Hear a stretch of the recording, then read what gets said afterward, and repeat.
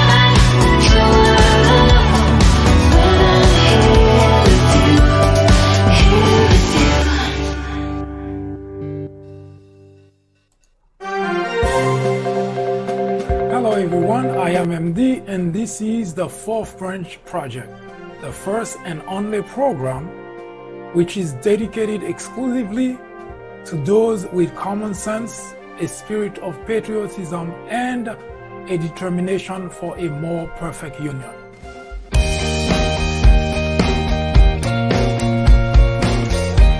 Welcome to the Fourth Branch Program. Glad you can make it. I am MD. This program is dedicated exclusively for those with common sense, a spirit of patriotism, and a determination for a more perfect union. Stay tuned as we begin the discussion of a very important, interesting, and enlightening topic. Hope to hear from you soon. Happy listening.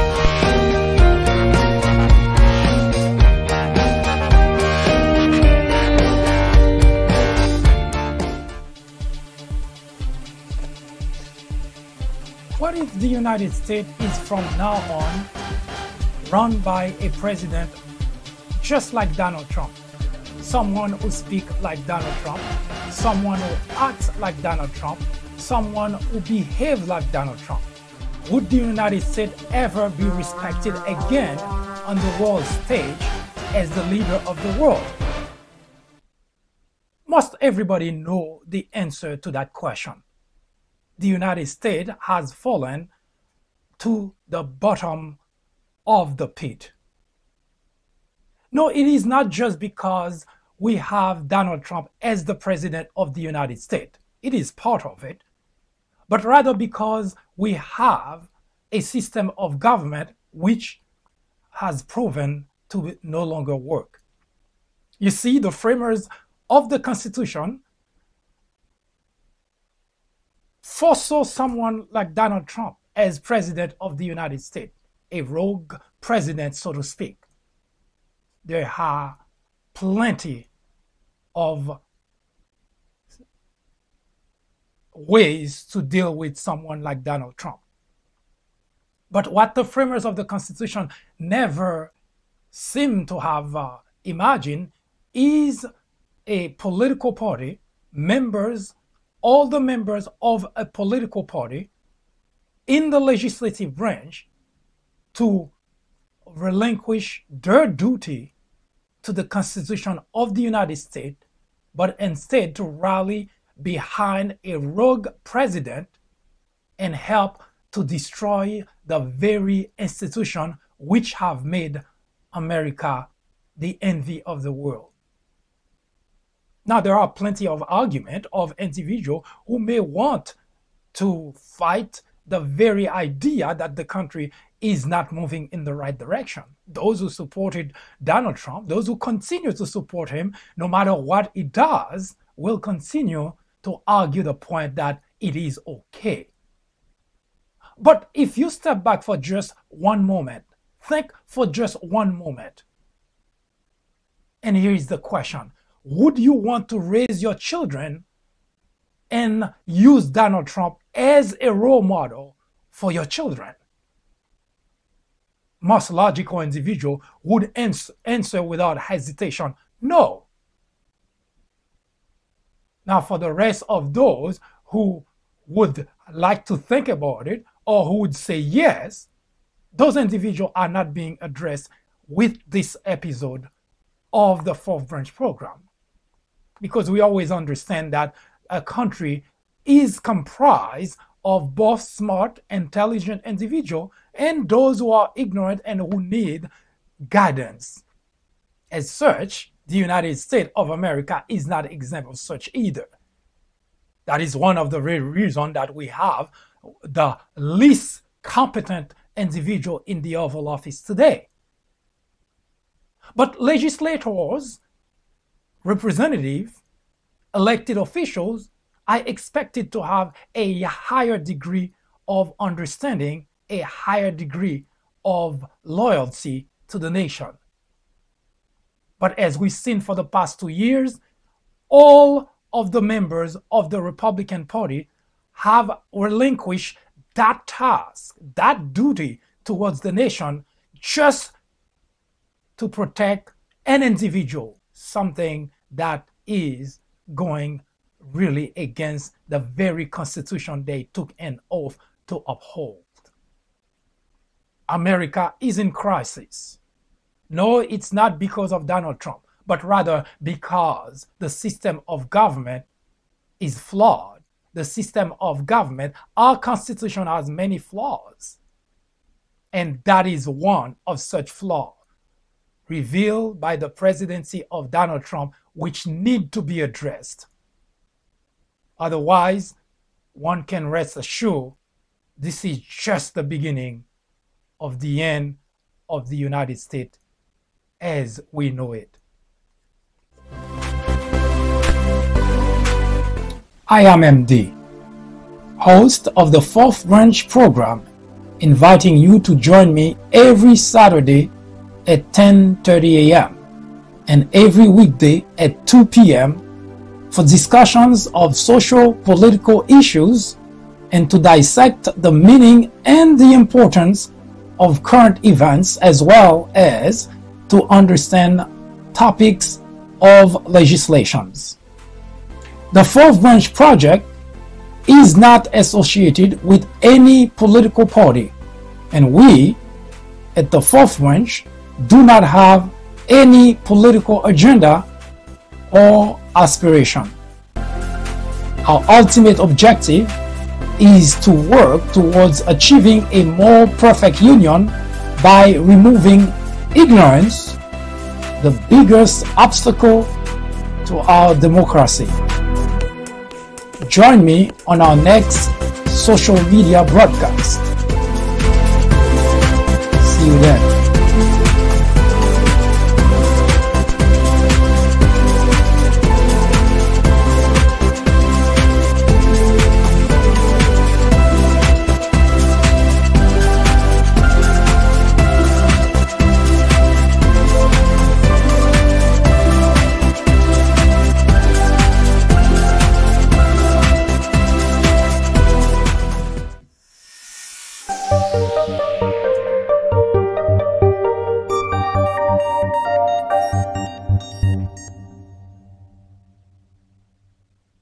Ignorance is the most accurate gauge which determines the strength of the democracy in any country.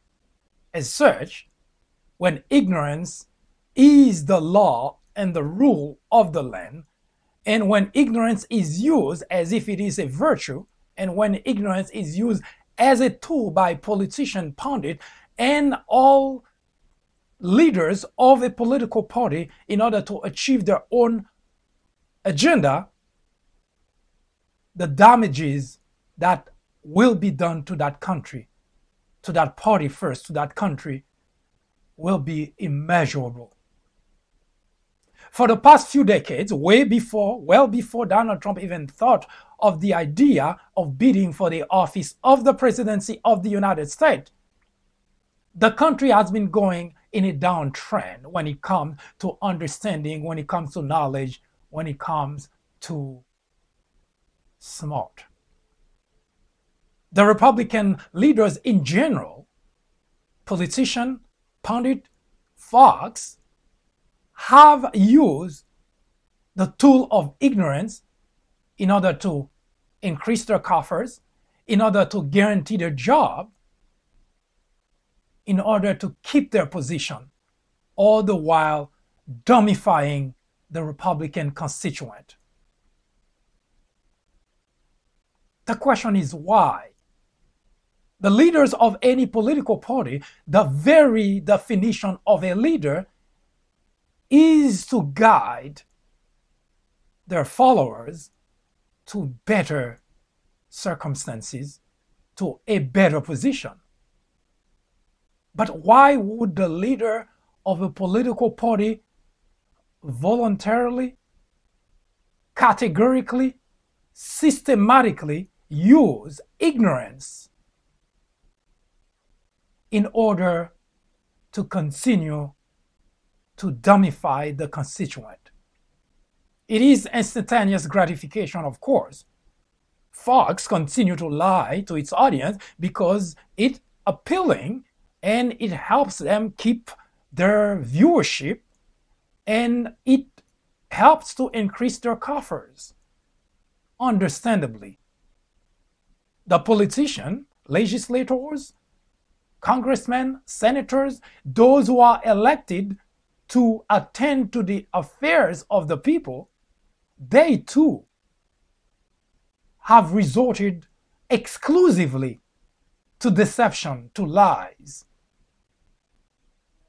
in order to keep their constituent. Case in point, during the 8 years of Obama, when he introduced the Healthcare Act, aka Obamacare, all of the Republicans went against it. They bash it as being bad for the country. They bash it as being a job killer. They bash it as being a death panel, and so on. The list was a very long list. Now, the constituent went along with it, but the legislators knew that they were lying to their constituent. How can we possibly know that? During the 2018 midterm, those same individuals who went against Obamacare were exactly those same people who then were trying to appeal to their constituent, who now understand that that healthcare act is necessary and helpful for them. Now those same legislators were trying to reassure those constituents that they're going to have those same possibility to keep the healthcare system. If it were bad before, nothing has changed. In other words, they lied to their constituent. Scenario number 2. When Republicans introduced the $1.5 trillion tax cut, the Republican leaders, Paul Ryan, Mitch McConnell, went around campaigning for people to support it because, well, they claim it was a tax cut for individuals. Now, it so happened that $1.3 trillion of that money went to large corporations and wealthy individuals. Only 0.2 of that money would go as a tax cut to individuals, we the people. But that's not the end of the story. You can say, well, that's better than nothing, as I heard a number of Republicans claim that, well, I got $60 extra on my paycheck. Then it's okay. No, it is not okay. Because that money that you had, that's those $60, those extra $50, $60 that you got, you have to return that. And on top of that, you are responsible for the whole $1.5 trillion that were borrowed. So no, it's not okay. The Republican legislator lied to you. First, the $1.5 trillion tax cut were not for you. And second, you are wholly, solely responsible to pay back the $1.5 trillion. In other words, the Republican legislators resorted to deception in order to gain the support of their constituent. There is no argument there as to how Republicans in general for the past few decades have politicized everything that they try to do. Now, there is nothing wrong with politics, and there is nothing wrong with trying to outwit the other political party. But resorting to deception, after deception, after deception, in order to make a point, the long-term consequences of doing that to a group of people, to millions of people, is number one, those individuals will become dumb as they have, and as it is very obvious, any conversation with any Republican about any topic would reveal very quickly that their level of knowledge is very limited, and to no fault of theirs, because they tune into Fox, or they listen to Rush, or they listen to the politician, to the legislators, Republican legislators, congressmen, senators, or the president of the United States. All they got is falsehood, lies. As such, they live in a world where reality is simply a completely different world. Lies, people who live in ignorance, is very detrimental in any democracy. Yes, those Republican legislators, elected officials, They get instant gratification. But the country suffers tremendously because members of a political party are getting more and more ignorant of reality, more and more ignorant and unable to sustain a logical conversation, a logical discussion. To their dismay, they will find out that the world will continue to evolve without them, courtesy of the Republican legislators they continue to support, despite evidence they have been lied to. It is a sad story for the United States of America because millions of individuals live in the dark.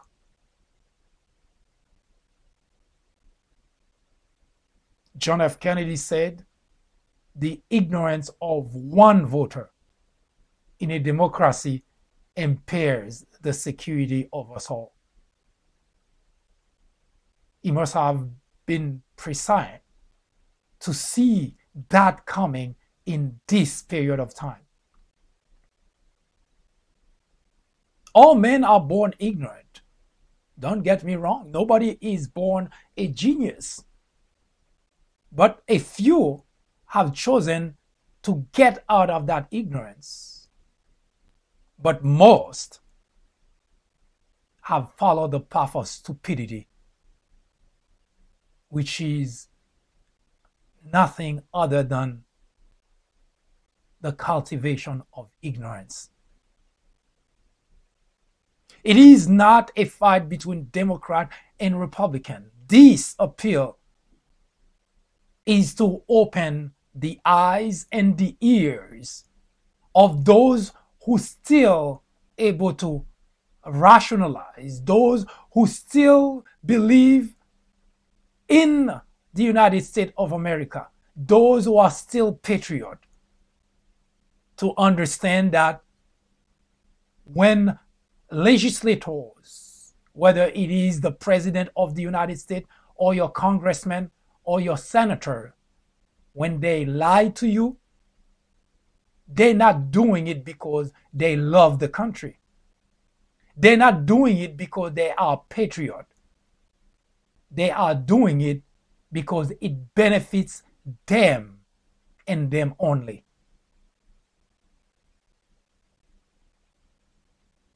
It doesn't matter what happened to you. It doesn't matter what happened to the future generation, your children, your grandchildren. As far as they are concerned, if they can keep their job a little while longer, it does not matter how they do it. For the past few decades, Republican Party, the Republican leaders have borrowed a page from the book of Adolf Hitler to lie and to lie and to lie until it is become believable. Yes, Adolf Hitler, that was his mantra. Tell a lie big enough and tell it often enough until it is believable. If you've been watching, if you've been paying attention, the past few decades, Republican legislators, elected officials, leaders have resorted exclusively to lying, to deception in order to get their way. Which brings us to the current predicament the country is in today. We have in the Oval Office the least competent individual, an individual who doesn't have any level of morality, an individual who simply think very highly of himself, although all evidence point to him being a complete idiot. We have someone who has been destroying the fabric of our society. It is time Republican constituents recognize this is not a fight between Democrats and Republicans, but rather an important fight against those who do not care an iota about the United States of America.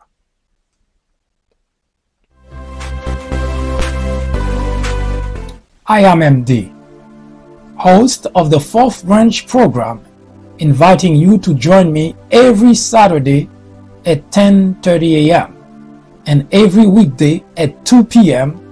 for discussions of social political issues and to dissect the meaning and the importance of current events, as well as to understand topics of legislations. The Fourth Branch Project is not associated with any political party, and we at the Fourth Branch do not have any political agenda or aspiration. Our ultimate objective is to work towards achieving a more perfect union by removing ignorance, the biggest obstacle to our democracy. Join me on our next social media broadcast. See you then.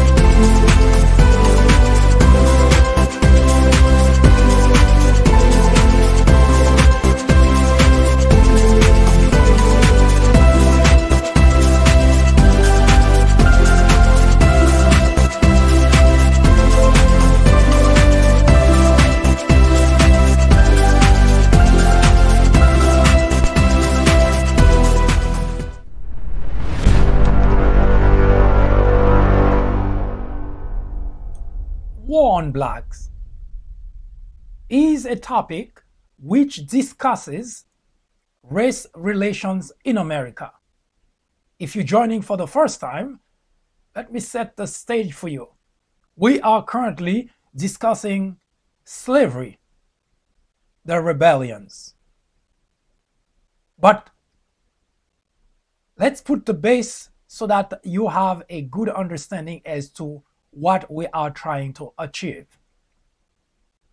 Race relation in America is a topic that is very sensitive, and it is not discussed unless and until a tragedy happens, usually to a black individual, at which point a number of experts would show up parading on TV to offer their expertise, their expert opinion as to what ought to be done in order to fix the problem of race relations in America.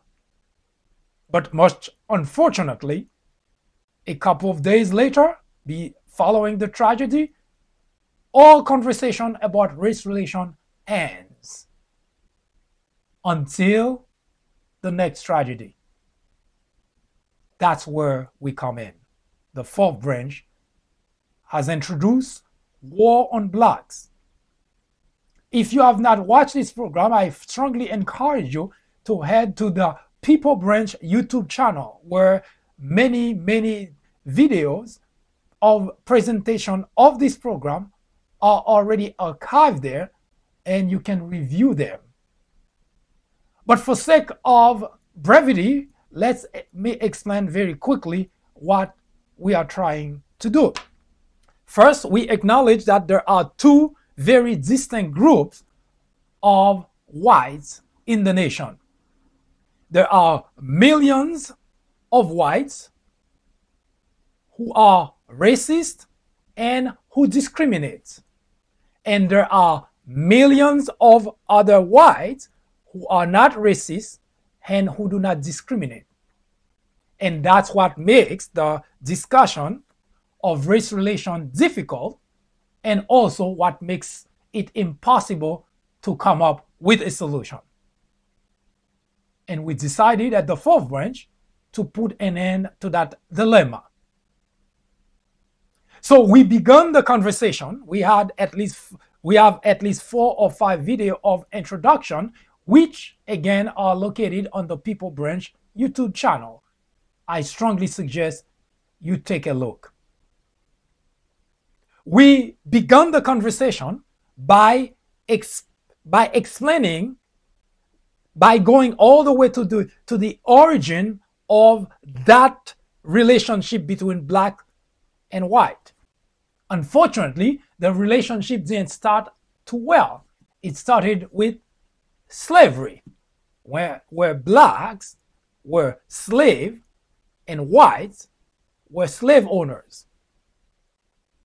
Now, in order to understand the aspect of the rebellions, just a quick recap, the type of treatment that blacks were subjected to in the hands of white slave owners were horrific. Nothing that any human being should have ever inflicted on another living organism. And I use the term deliberately, not just human being. If the type of treatment that white slave owner inflicted on blacks, if those type of treatment were applied today on animal, dogs or what have you, those individuals would have been arrested and thrown in jail.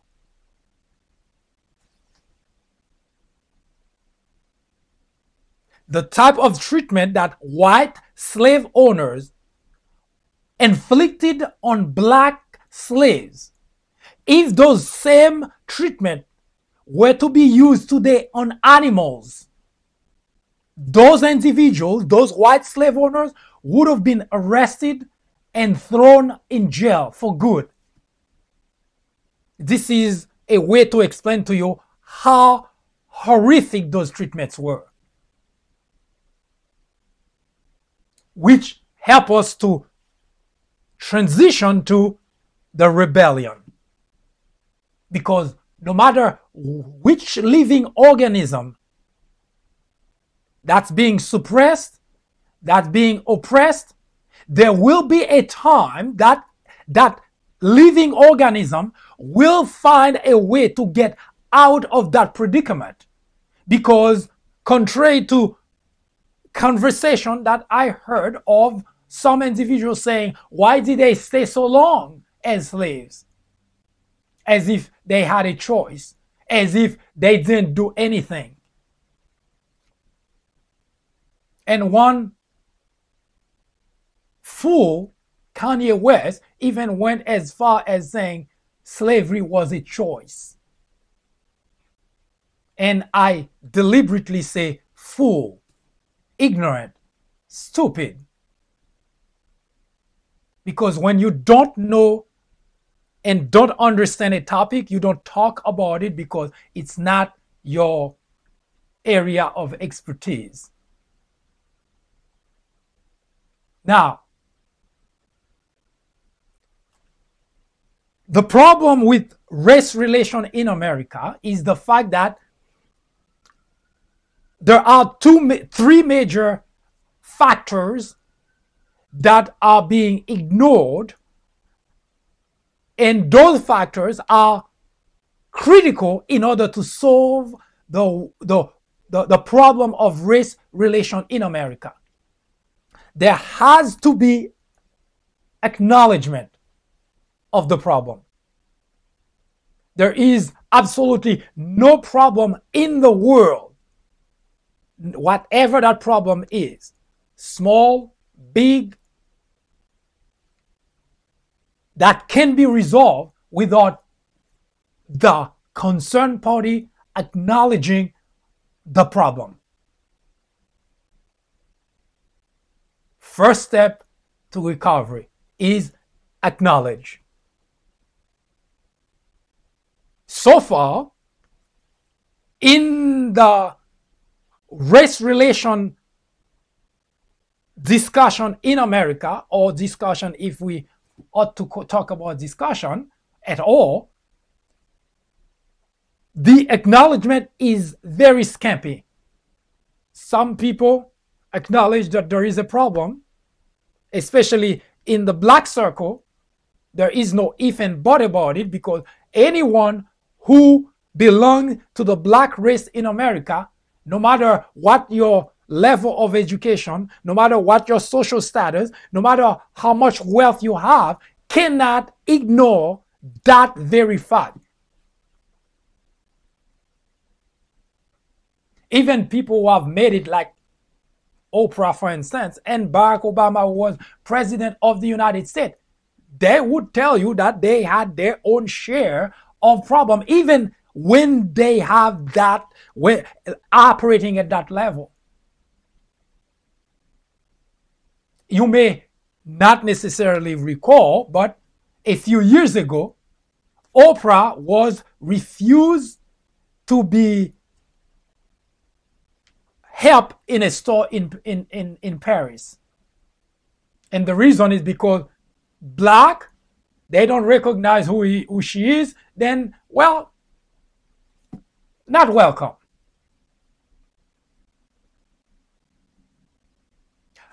Now, for whites in general, of course, the conversation is changing pretty rapidly as we debating the race relation in America, and the reason is because in terms of race relation integration, there is a lot of progress that has been made, but the type of progress that's being made is not sufficient for someone to simply wake up and say the problem is marginal now. It's not. Now, first part of the problem is acknowledging. Now, we have different groups that have different understanding of the problem. Blacks overwhelmingly will tell you this is a problem in America. Now, you will have some whites who would say, yes, there is a problem, but maybe it's not as widespread as blacks saying it is. Now, those, especially the racists, those who discriminate, would be more inclined to completely shrug it off as not really being important or doesn't matter. And there are those who would think that the problem is kind of going away, although it's still widespread, but those people are really very few in between across the nation. Which bring me to explain what the difference between racism and institutionalized racism, in order to understand where we're going with the rebellion, because that is really related to institutionalized racism in America, then we ought to establish that difference. Don't go anywhere. I am MD, host of the Fourth Branch program, inviting you to join me every Saturday at 10:30 a.m. and every weekday. Hi, I am MD, host of the Fourth Branch program. War on Blacks is a new topic added to the Fourth Branch programming in order to discuss the intricacies, the complexities of race relations in America. The goal is threefold. 1. To bring attention to the various forms of prejudice, discriminations, and racism in the country. 2. To expose the undeniable presence of such in every aspect of life and every corner of our society. 3. To extricate us all from the ignorance, the indifference, or the complicity. The ultimate objective is to make the discussions of those issues, racism, prejudice, discrimination, a normal part of our lives, then and only then will we as a society be able to eradicate the problem. Martin Luther King Jr. said, "Nothing in all the world is more dangerous than sincere ignorance and conscientious stupidity." Abraham Joshua Heschel exclaimed, "Racism is man's gravest threat to man, the maximum of hatred for the minimum of reason." Join me in the journey to restore equality. Or would you please get out of the way? Thank you.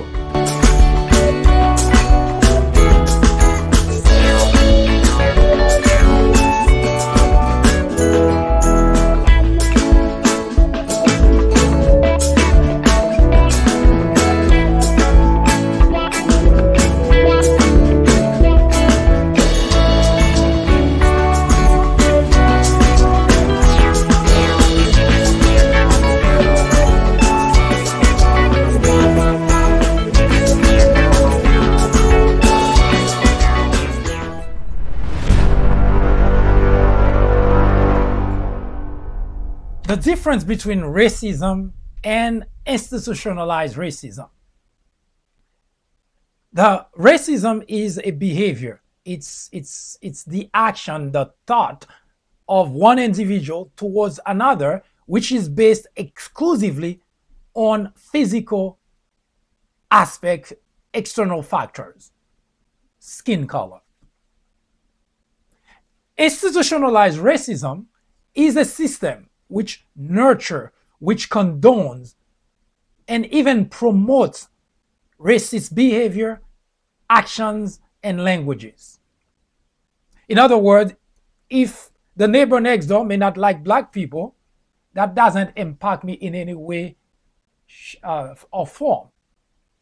And I couldn't care less.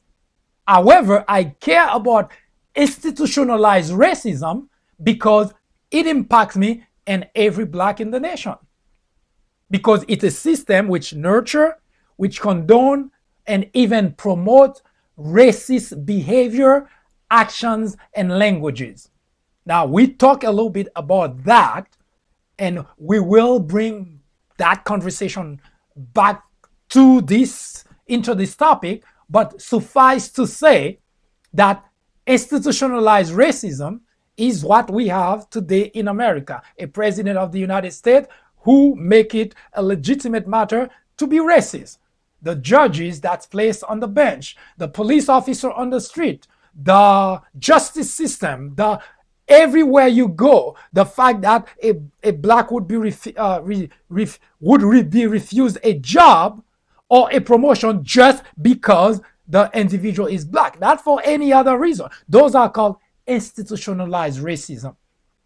The fact that a black walk into a store and a white walk into a store, the black is follow, the white is not. Those are institutionalized racist behavior that is in the nation that becomes the problem of every black. So being hated or not being liked by the neighbor next door doesn't matter. But the institutionalized racism in America should matter to every individual, black in particular, but every individual who fights for equality in the country. Now, I mentioned earlier that the type of treatment, horrific treatment that white slave owners inflicted on blacks, those type of treatment, if inflicted on animals today, those white slave owners would have gone to jail. Now, that makes it, this type of treatment trigger the behavior or the reaction from the slave, because there was a period of time when the individual who were captured in Africa, transported here, older people, they lost their family, they mourning, they grieving, they were emotionally distraught, displaced physically. Some of them, and well, a lot of them died during the journey, but those who made it, they barely could even stand, let alone fight. But on top of that, they were also chained and guarded by individuals with rifle. But as time went by, newer generation of slaves start looking at that as, no, that's not acceptable. How could a human being inflict this type of treatment on another human individual? As such, the younger generation start coming up with ways to end that practice, to get out of that problem, of that predicament. Yesterday, I showed you a young gentleman by the name of Gabriel Prosser, who organized in 1800 in Richmond, Virginia, organized a revolt. That was the first major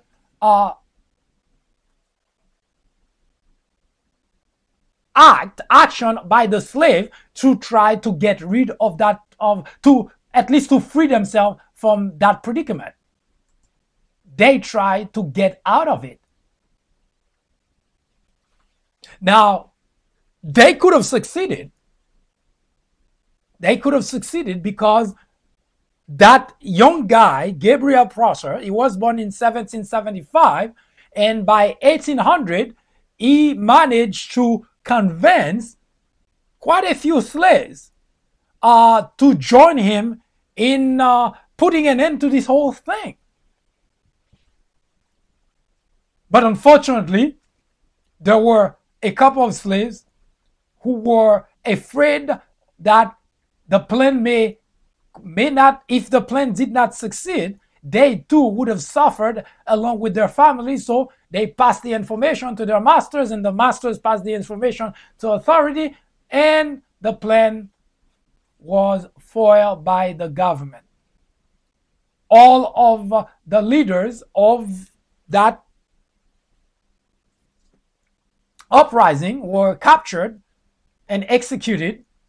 Now Gabriel managed to escape to reach Norfolk, Virginia, but unfortunately there too, his fellow slaves who were afraid of having anything to do with him or being seen with him also passed the information to authority, and he was captured, tried, and executed. Now, I'm going to talk about another individual also who later on took the same route, that Denmark Vesey.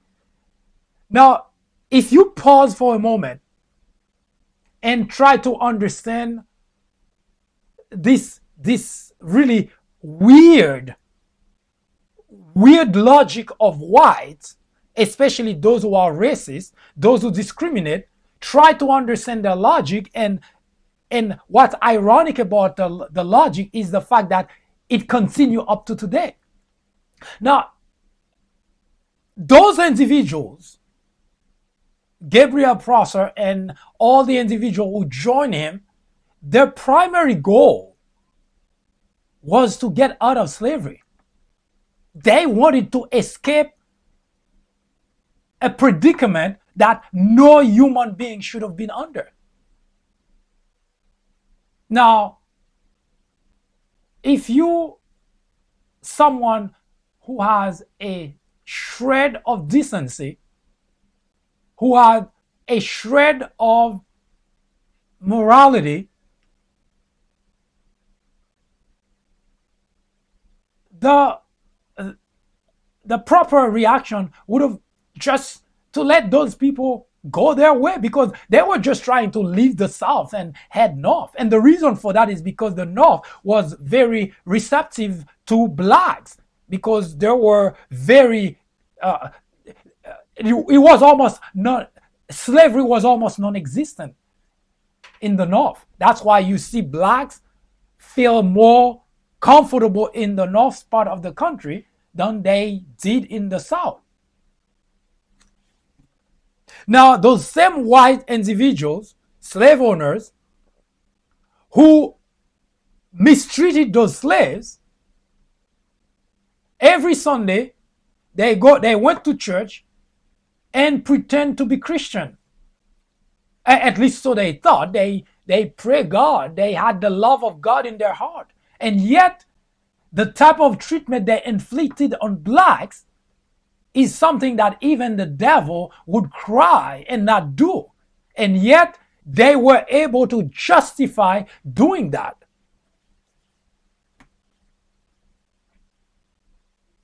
And when those slaves tried to escape those treatment, they figured, why should they? Why should they escape those type of treatment that were being inflicted on them? They work 18 hours a day, starved to death, beaten until they bled, put on the sun with scorching sun or cold without clothes. Why are they trying to escape?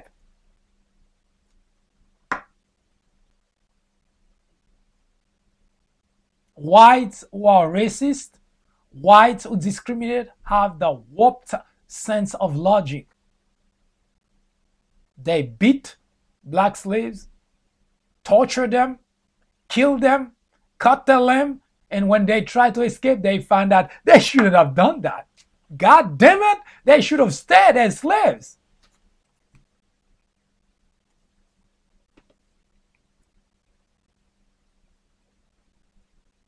And we know that's the way that they felt, and that's the way that their descendant lineage today feel up to today.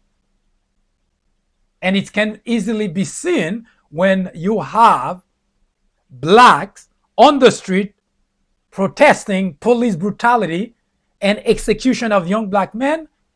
Turn to Fox and you find that they bashing blacks for protesting.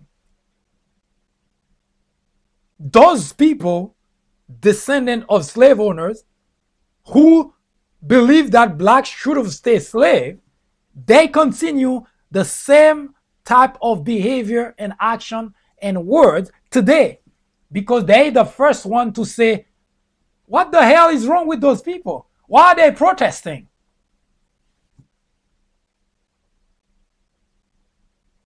That's exactly what happened to blacks who tried to escape slavery. When captured, it's like, why should you do that? Why are you doing that? Now they find them doing something so bad, they executed them for trying to escape slavery.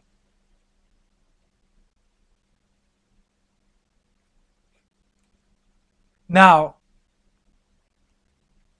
1800 was the time where not just here in the United States that blacks start younger generation start looking at this predicament and know, because their great-great-grandfather passed information to their great-great-grandfather to their great-grandfather to their grandfather and say, we've been slave since we've been brought here, and it doesn't look like there is anything that's going to be done unless we do something about it.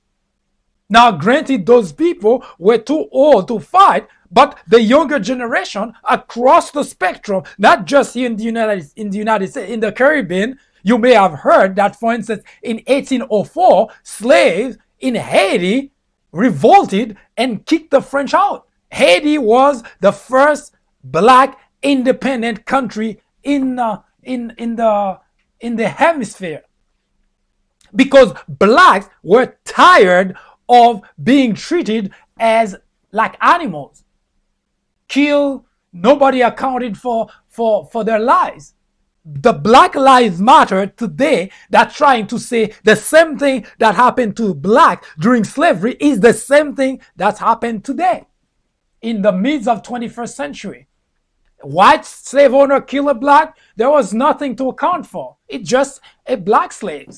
Today, a police officer kill a black person. Yes, there is some semblance of justice. We're going to get to the bottom of it. We're going to find what happened. And then in the end, nothing happened. The exact same thing that happened during slavery is the exact same thing that's happening today. A black individual is killed. During slavery, there was no semblance of justice. Today, there is a semblance that we're doing something, but the end result is going to be exactly the same thing. Make no mistake, absolutely no difference. Black killed by whites during slavery, black killed by police officer in the midst of 21st century. The outcome is exactly the same.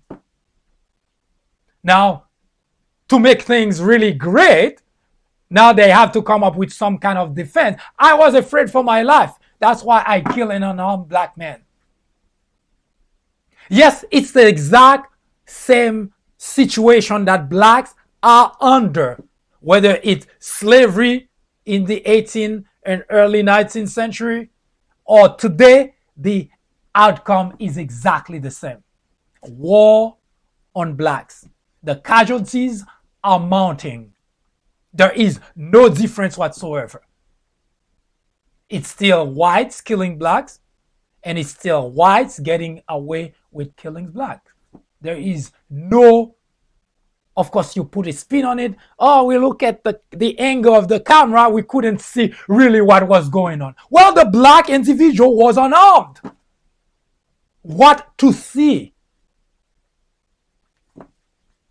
But it's a black that's killed. Police officer, well, I think the prosecution find that, well, he was right to kill the black, unarmed black man. It happened again and again and again and again. The exact same predicament blacks are under today during in the midst of the 21st century. Same predicament they were in during slavery. Killed by whites, no problem. But blacks are the criminals. Blacks try to escape slavery. That's all they try to do, to become free like any living organism want to be. Nobody wants to be slave. They try to escape. They hunted them like animals, captured them, and killed them for trying to become a free individual. But blacks are the criminals. Why did they kill those blacks who tried to escape? Well, because they tried to escape to freedom. Why should they? How could they?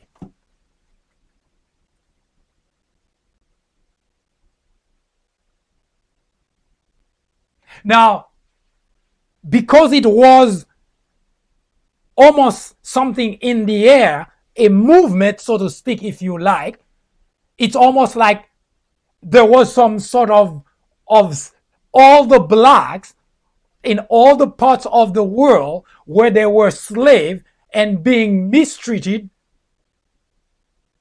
It's almost like there was some sort of universal communication to say that enough was enough.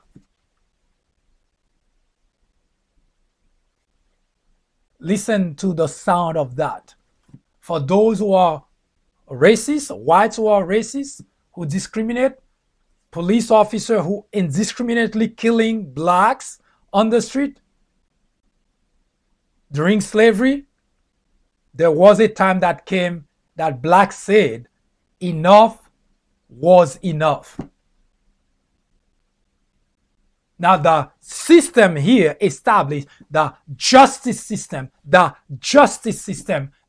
been so unjust to blacks have been doing everything possible to temper to lower the temperature, because it is very obvious that blacks are under the same predicament when it comes to the way that they are treated here in the United States than they were during slavery time.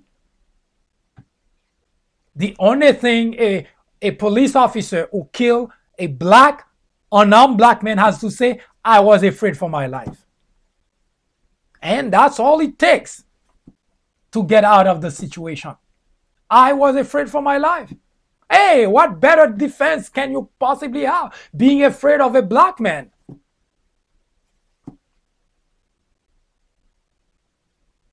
There is no other better defense.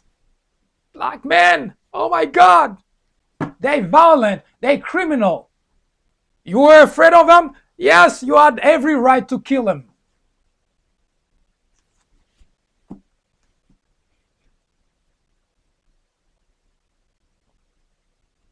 In 1822, a former slave rather, by the name of Denmark Vesey.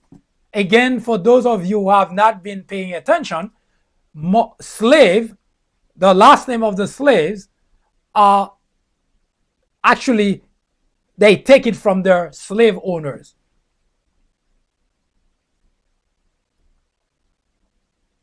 So that's why it takes a lot of research by historian to go as far back as humanly possible.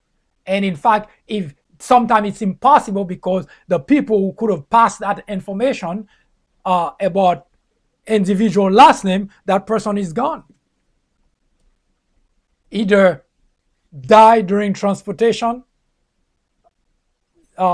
when captured from Africa, or that person died shortly after coming here. So some blacks here in the United States cannot even retrace their ancestry because that is lost. But that's the least of their problem. Now, Denmark Vesey was a former slave. According to historical record, he worked for 20 years for his master. And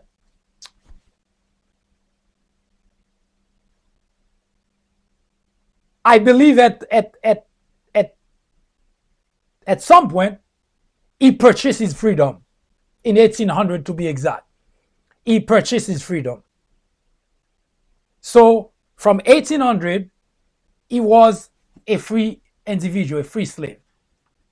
Historical records say that he learned and became very good at carpentry rather. And it was a lucrative business for him. He uses his freedom and his position not just to walk away from the situation, because he could have moved north, because in the north blacks were well received. So he could have purchased his freedom, left the south, and moved north. But it did not do that.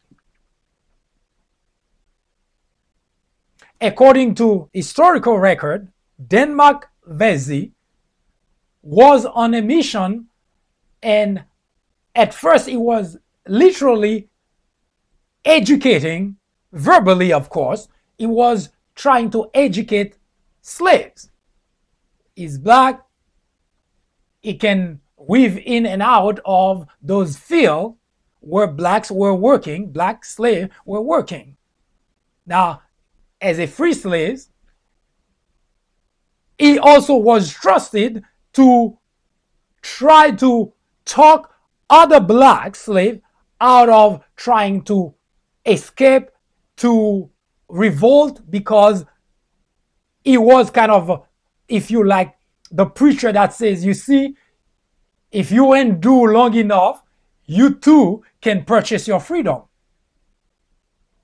So whites were using Denmark as a way to stave off the idea of slave revolting and causing them problem, because if a slave is someone is trying to get out of slavery, out of the type of treatment that were inflicted on them on their way to freedom, if you try to stop that individual, you can rest assured you may meet with your end,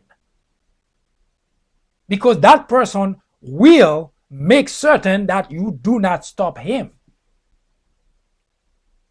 So Denmark Vesey, being a free slave, was used by whites to kind of control the idea of blacks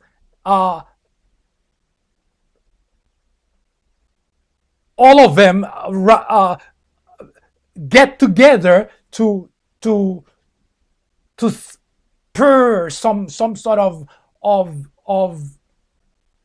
revolution, because whites would lose twice. Remember, blacks were the tool that they used to enrich themselves. So if there were a revolution, if there was any uprising, not only would they lose this type of opportunity, but usually during that time when those blacks who participated in those uprisings were captured, the government would most likely execute them, a semblance of trial, and then would hang them. So those white slave owners would lose twice. So Denmark Vesey was kind of a strategic tool for them.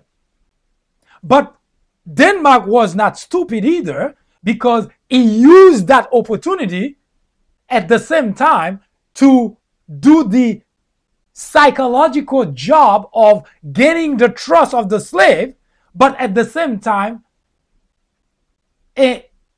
educating them in the idea of becoming free. So he was very good at what he was doing, because he understood how the whole thing worked, because he was slave for 20 years.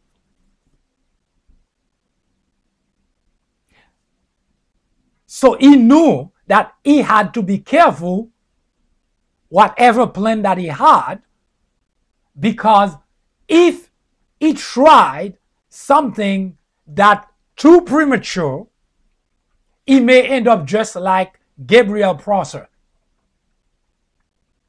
Because Denmark Vesey acquired his freedom the same year that Gabriel Prosser actually tried to escape with a number of slaves, were captured and killed.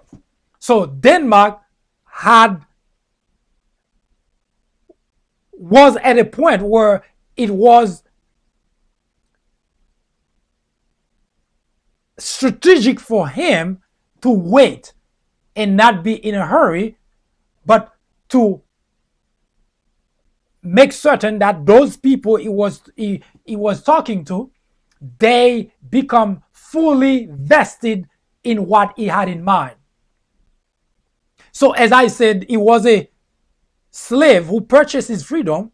He could have moved north and forget about the other slave, but he did not see it that way.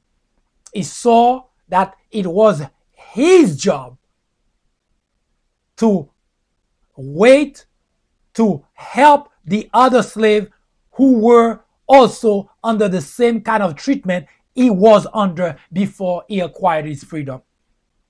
That was a noble individual who forget about himself. Because according to historical record, after he acquired his freedom, he learned carpentry and he was doing pretty well. Even at his own place, and history reported that he was using his place as as the venue, not only to have all those slaves coming and listen to him, that was in South Carolina, but at the same time, his place was being used to as a place to stash weapons in preparation for a revolution. So he was planning a huge uprising, but he was patient. He was making the necessary work in order to make certain that the day that he decided that this is the day to do it, he would be prepared.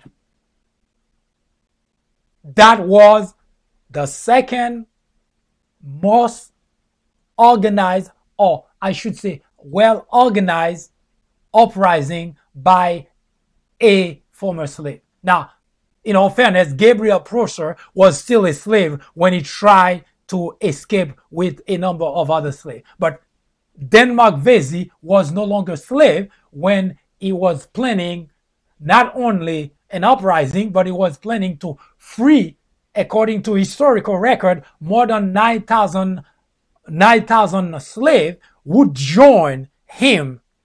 It's almost like a small army would join him in the uprising in trying to free all the other slaves in South Carolina. And of course, if he succeeded, then I'm sure that he would have gone throughout the South doing the same thing. But the story did not end as expected.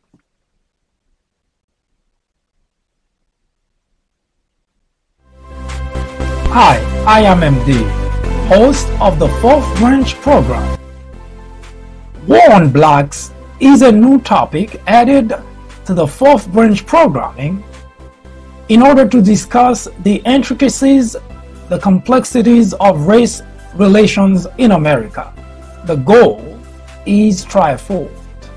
1. To bring attention to the various forms of prejudice, discriminations, and racism in the country. 2. To expose the undeniable presence of such in every aspect of life and every corner of our society. 3. To extricate us all from the ignorance, the indifference, or the complicity. The ultimate objective is to make the discussions of those issues, racism, prejudice, discrimination, a normal part of our lives. Then, and only then, will we, as a society, be able to eradicate the problem. Martin Luther King Jr. said, "Nothing in all the world is more dangerous than sincere ignorance and conscientious stupidity." Abraham Joshua Heschel exclaimed, "Racism is man's gravest threat to man, the maximum of hatred for the minimum of reason." Join me in the journey to restore equality. Or would you please get out of the way? Thank you.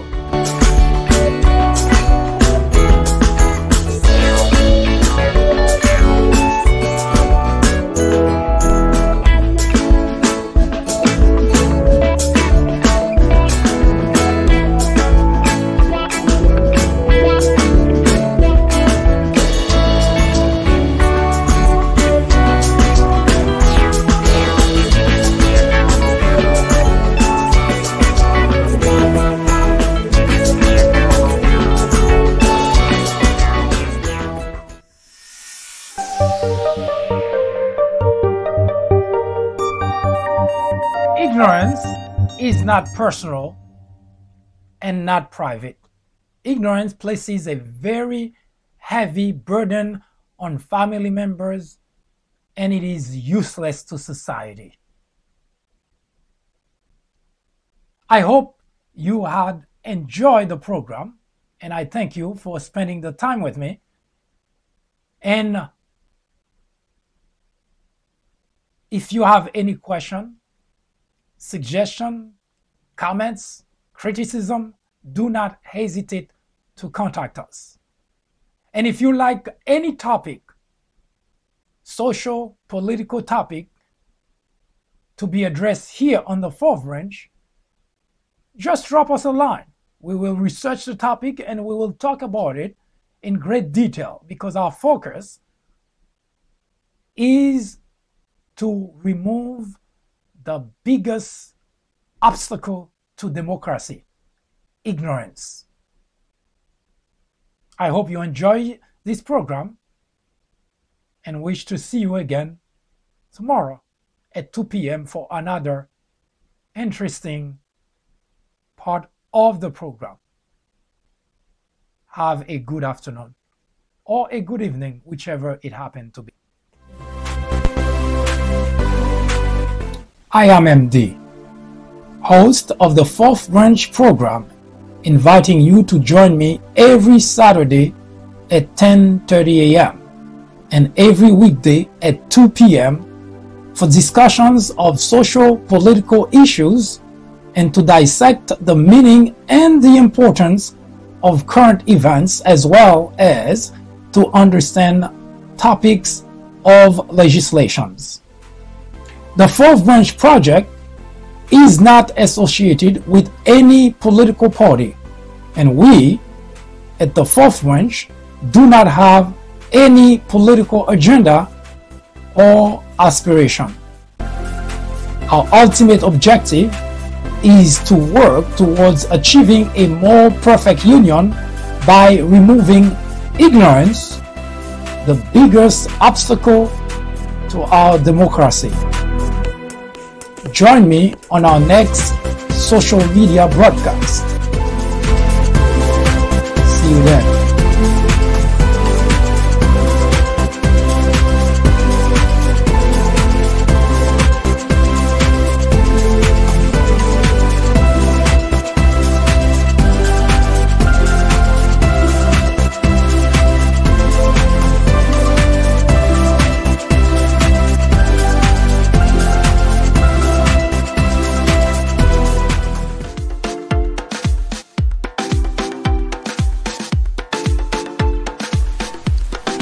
The Fourth Branch podcast is brought to you in collaboration with the People Branch publication, which can be found on the People Branch website, located at peoplebranch.org. That's peoplebranch.org. That's peoplebranch.org website, in which you will find a number of very interesting articles. My name is Mike Duchesne, MD for short.